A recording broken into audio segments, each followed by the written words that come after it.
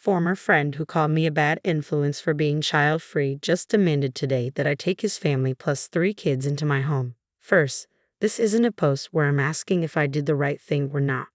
I know I did the right thing. This is a pure rant about this emotional day because if anyone is going to understand, it's you all in the child-free community. The gist. A former friend, Dave, not his real name, who I haven't had any contact with for almost 3 years, just got in touch with me again. He claims he has a home emergency and needs to find a place for him, his wife, and 3 kids to stay while the home situation gets fixed. This is the same guy who, when I was going through something traumatic, told me he couldn't be my friend because I'd be a bad influence on his kids for being child-free. A bit of background on why the friendship ended. I was in a high-stress situation and very sad.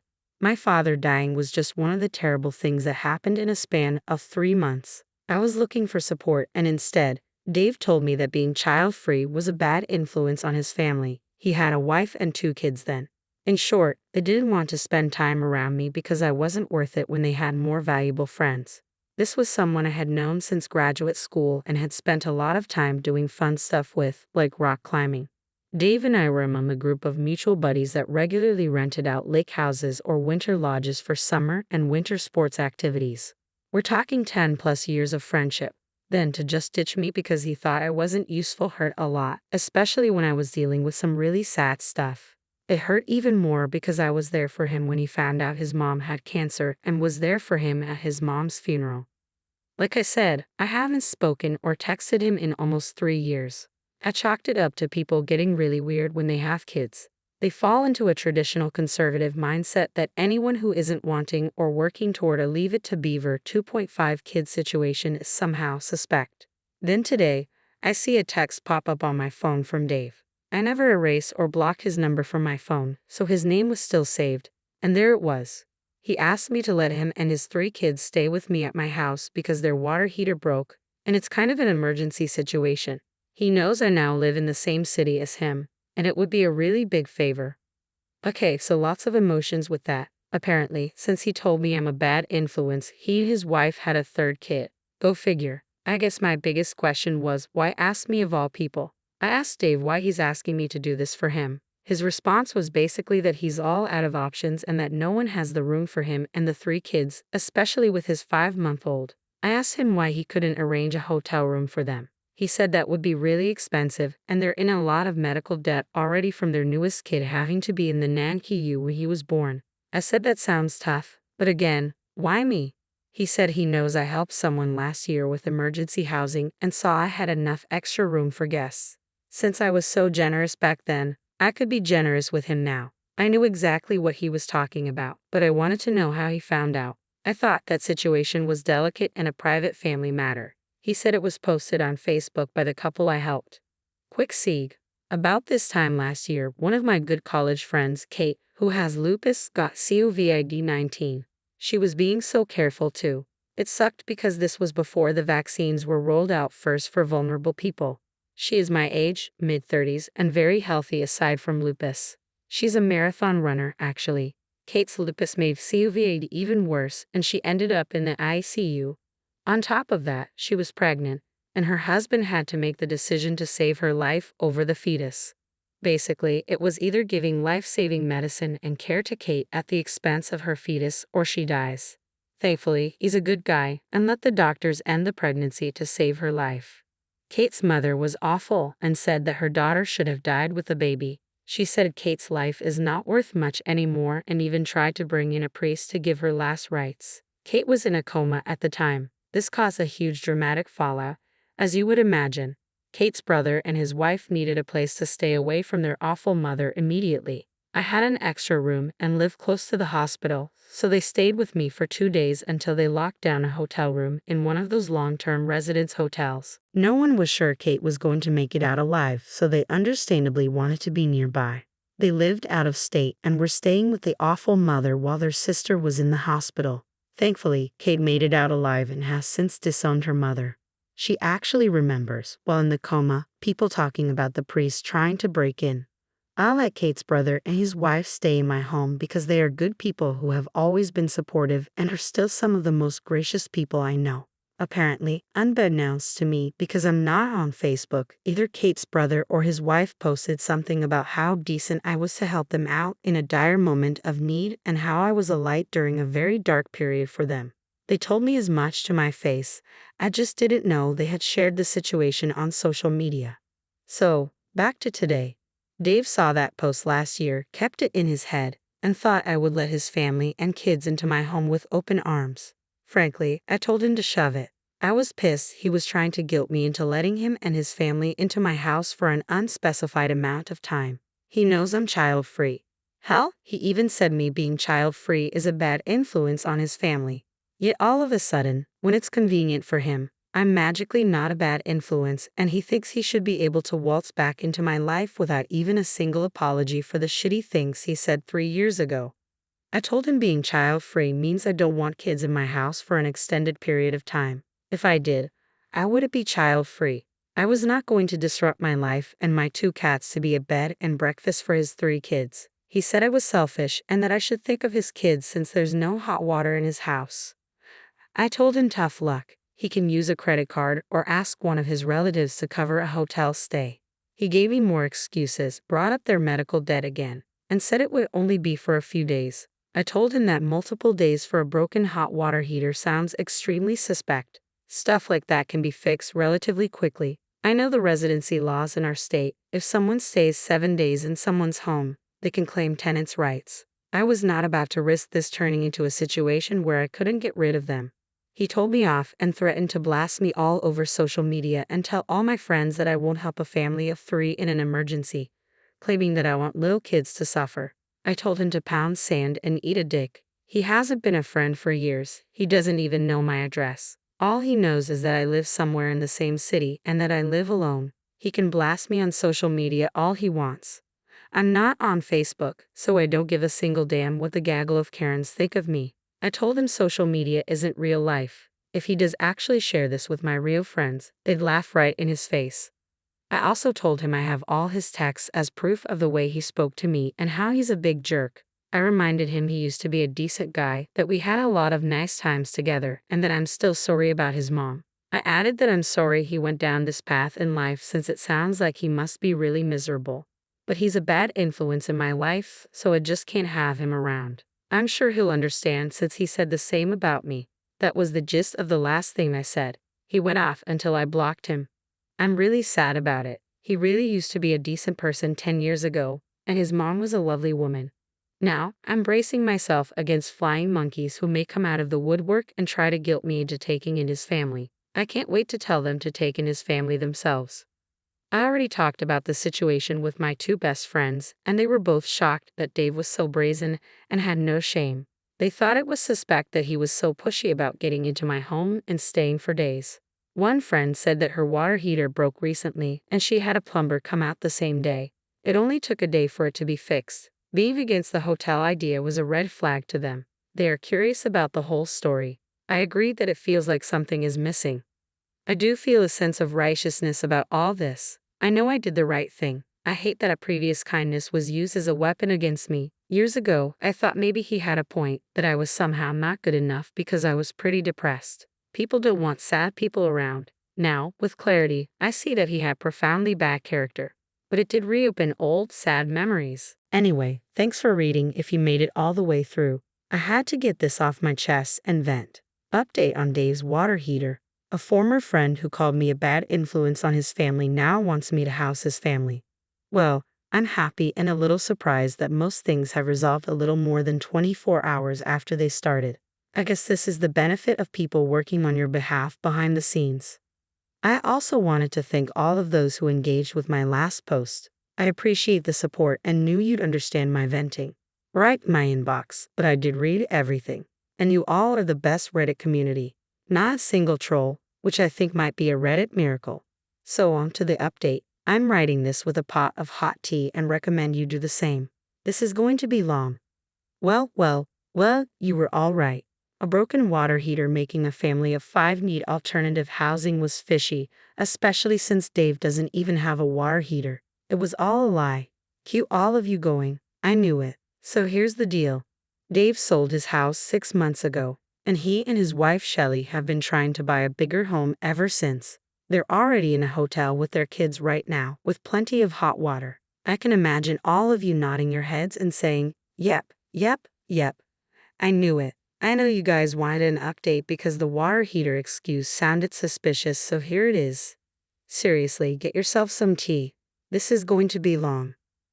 My sister is in another time zone and has a few hours on me. She has been working on finding out about Dave. Her husband used to moonlight as a private investigator in grad school, and she has a natural ability to find details about people. She's a little creepy in a good way. She also has a social media presence where I do not. I gave her Dave's full real name and things I knew about him, like an address I had for him, and names of his wife and the 2 kids. She went to town. She told me that his home went on the market about 6 months ago and sold pretty quickly for a lot more than it was bought for years ago. It's a seller's market and it was a huge sale. I was like, oh, that's interesting. She then said that she looked around in the city and surrounding towns and couldn't find any record of him buying another property. It looked like he sold his house for a good amount. But that's it. So I texted my 2 friends from yesterday. I told them what my sister found, that it looks like Dave sold his house and doesn't actually have a water heater problem because he doesn't have a water heater. My friends were like, WTF? One of the 2 friends, Allison, got in touch with my sister and they went on a social media deep dive. My sister was very worried I was being conned. Allison was a grad school mate along with me and Dave 10 plus years ago. She was never super close with him, and he wasn't on her radar, but she was among his Facebook friends. Thanks go out to people on Facebook friending literally everybody they even slightly know. At about the same time, I heard back from Kate's brother and sister-in-law, who stayed with me back when Kate was in the hospital. It was Kate's sister-in-law, Laura, who posted about being thankful for my generosity on Facebook. She confirmed she had posted a couple of pictures. One of my cat looking like she was laying down the house rules, and one of my big plants, a monstera deliciosa, because she loved them. The thing was, you could extrapolate things about the home. Tidy, large kitchen, nice pantry. This will be relevant.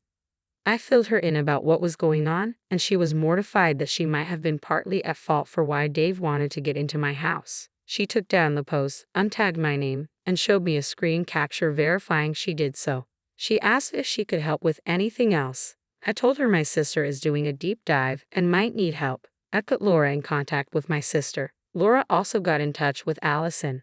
Seemingly randomly, late in the morning, Allison asked me for screenshots of the precise point in the text conversation where Dave says his emergency is about the water heater and why he needs me to take in his family/kids for a few days. I gave it to her, and then it was radio silence for most of the day. I thought, I wonder what's going on.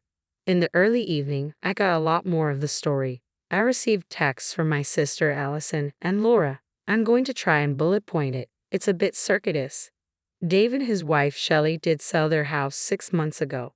They wanted more room and bedrooms for their now 3 kids and wanted to upgrade. Being a huge and wild seller's market, their home was estimated to have accrued high 6 figures in equity since they bought it.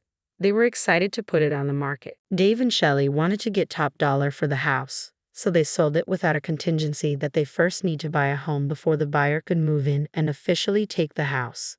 Dave was convinced with the huge sale that they could get another one quickly. Their house was sold fast and there was a bidding war. Dave bragged about it. He and Shelley went about trying to buy another home, except it wasn't easy at all. All the homes they put a bid on went to someone else who outbid them.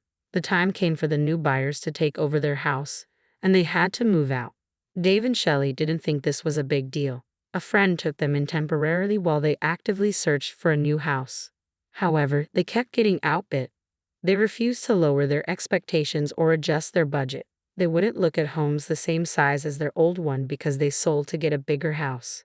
They couldn't win any of the bidding wars, and Dave refused to increase their budget. Indeed, their 3rd kid was born prematurely and was in the NICU, so they do have medical debt. He didn't want to spend any more money or take out more loans. Dave, Shelley, and their 3 kids moved in with another friend. They continued to look for homes but couldn't get one. This pattern repeated until they were staying at a 3rd person's home. At this point, people were telling them to wait out the housing bubble and get an apartment in the meantime. Dave shot this down, saying an apartment costs as much as a mortgage. He felt paying for an apartment was a waste of money. Shelley was even more upset at the suggestion because she didn't want to live in an apartment smaller than their old home. Dave's family was overstaying their welcome, and people were getting annoyed. Dave and Shelley weren't willing to chip in for groceries. They moved to a fourth place a month ago but ran out of options for free housing. The last hosts needed the room for their own family coming for the holidays. No one wanted to take them in anymore. Shelley is a school teacher in the city, and their kids are back in school, so they needed to stay in the city. Their only other options for free housing were Dave's brother, who lives about 2 hours away, and Shelley's parents, who live 6 hours away. Neither option was good for their jobs or their kids' in-person classes. So Dave and his family booked a hotel. They were upset because their kids are loud, and the hotel staff kept telling them to be quieter. Dave and Shelley complained. Dave and Shelley complained about how much they hate living in a hotel. They said it was unfair that they couldn't get a house despite having the money. To be clear, they had more than enough money to afford living in a hotel, which was still much more expensive than renting an apartment. Dave liked the idea of the hotel because they didn't have to sign a lease. They could leave anytime, and they had maid service. Shelley felt sorry for herself, saying the kids were sad because they didn't have a backyard to play in. Living in a hotel didn't allow the kids to be kids. Meanwhile, Allison found posts by Shelley and her friends talking badly about me. This situation happened at the start of the pandemic when people were panic buying toilet paper and food. A former grad school friend contacted me supposedly to offer support, but actually wanted me to give her some of my food. I've always had a well-stocked pantry and a chest freezer, a habit passed down from my grandmother who survived World War II. This friend knew I had plenty of food and asked me to give her some because I don't have kids to feed. She said her child was a picky eater and probably needed my frozen chicken. I was shocked by her audacity and told her to go to a food bank if she was desperate. I wasn't going to give her my food just because her son only eats homemade chicken nuggets. It wasn't a food shortage, just panic buying. I suggested she go to the grocery store early in the morning midweek when they typically restock, and she would easily get chicken. She called me selfish. Apparently, she took this to social media where she and others, including spouses of grad school friends, talked behind my back. Shelley's post showed her supporting this woman and agreeing that I was selfish for not helping out a mother. Shelley finds it strange that I keep so much food around for just myself. She thinks I must have problems if someone considers me a bad influence, which could have been influenced by Dave's wife. I think you're correct. Laura's post about my generosity triggered some comments from Shelley about how nice it was for me to help out and how great my home looked. This group of friendships is quite complex, but essentially, we all know each other from grad school. Back then, we used to organize vacations before most of us were married or had kids. I always invited my close college friends to these group vacations where we'd all pitch in and rent out lake houses or cabins at ski resorts. Recent posts from Shelley show her feeling sorry for her kids because they don't have a backyard to play in while they're stuck in a hotel. She feels like being in a hotel doesn't let the kids be kids. Then, there's a strange post from Shelley 2 days ago suggesting that her family has found a cute place where her kids can finally get out of the hotel situation. She mentions that it has a great kitchen for her kids. This is all quite ironic, considering Dave texted me yesterday after 3 years of no contact, claiming he has a broken water heater and needs me to take in his family for a few days. Obviously, I told him no. Well, my friends noticed that Dave and Shelley made some passive-aggressive comments on social media this morning, complaining about how society is terrible nowadays when friends renege on their offers to help families with kids out of tough situations. Shelley mentioned that their cute home situation fell through, and she received a lot of sympathy from her friends. She said her kids were disappointed. I believe this is when Allison asked for my screen grabs of Dave's water heater sob story. Allison got upset and posted the screen grabs of Dave's lie about the water heater. She and Laura started calling them out, revealing the truth that Dave and Shelley didn't have a new housing situation lined up. They were trying to get into my home by lying about a broken water heater, which I had never agreed to. Laura called them huge jerks for trying to take advantage of me, while Allison went off about the situation from 3 years ago. My real friends, like Allison, were very supportive of me, while people like Dave were dismissive and insulting. Allison also revealed Dave's comments about me being a bad influence on his family due to my child-free lifestyle and called him out for trying to walk back into someone's life after insulting them.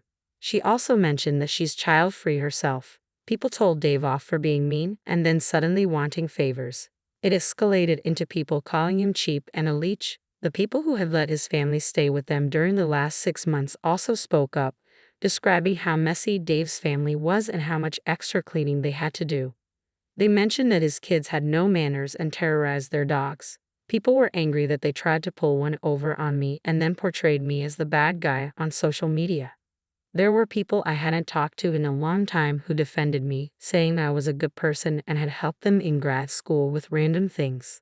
Some even shared how I helped them get jobs, something Dave had never done. I'm very involved in the grad school networking community and enjoy sharing job opportunities and mentoring. Even Dave's own brother said he was disgusted by his behavior, remembering how much I helped when their mom passed away. He said their mom would be rolling in her grave knowing how he was treating people. My sister ended up getting me to Zoom with her and share her screen to show me what was happening. Maybe this is why I never actually received a single message from anyone about not letting Dave's family into my home. I was expecting flying monkeys. I never got them. My God, the shot and free Dave told me he was going to put me on blast on Facebook ends up getting blasted himself. How stupid.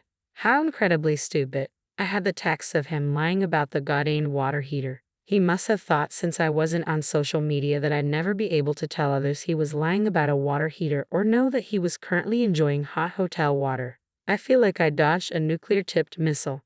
I had to pour myself a drink after work and really think about all this. After thinking about it and considering all the context, I believe Dave and Shelley were going to try and squat in my home. He did go off when I mentioned the 7-day rule when people get tenants' rights in our state. I knew it was fishy. You all called it too. I'm thinking he was a cheap bastard who didn't want to pay more money for a hotel. He still didn't want to find an apartment. He had exhausted all in-city free housing opportunities with friends. I was a last-ditch effort. His wife peripherally knew I was amenable to guests. She also knew my home was nice and that I had a ton of food for her kids to eat. They had a reputation already for eating people out of house and home. If they stayed with me for a week, they'd be tenants and I'd have to spend time kicking them out with the courts, as there probably would have taken months to evict them.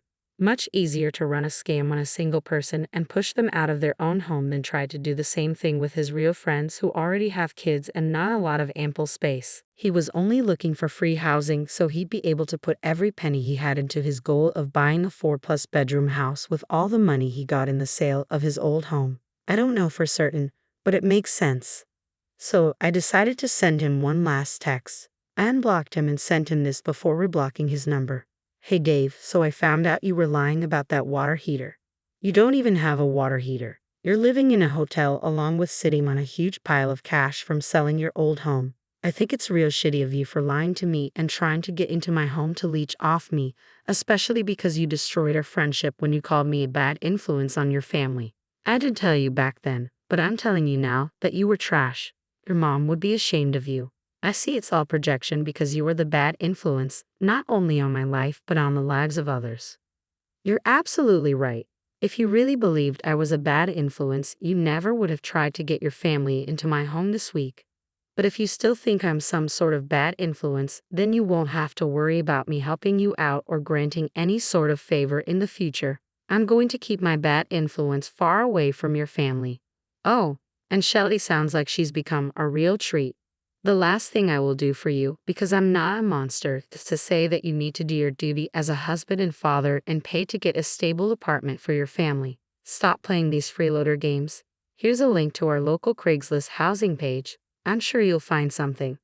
Oh, and hope to see you at the next non-Zoom alumni event. I'm sure it'll be great to catch up in person. So it's done. I've said my piece.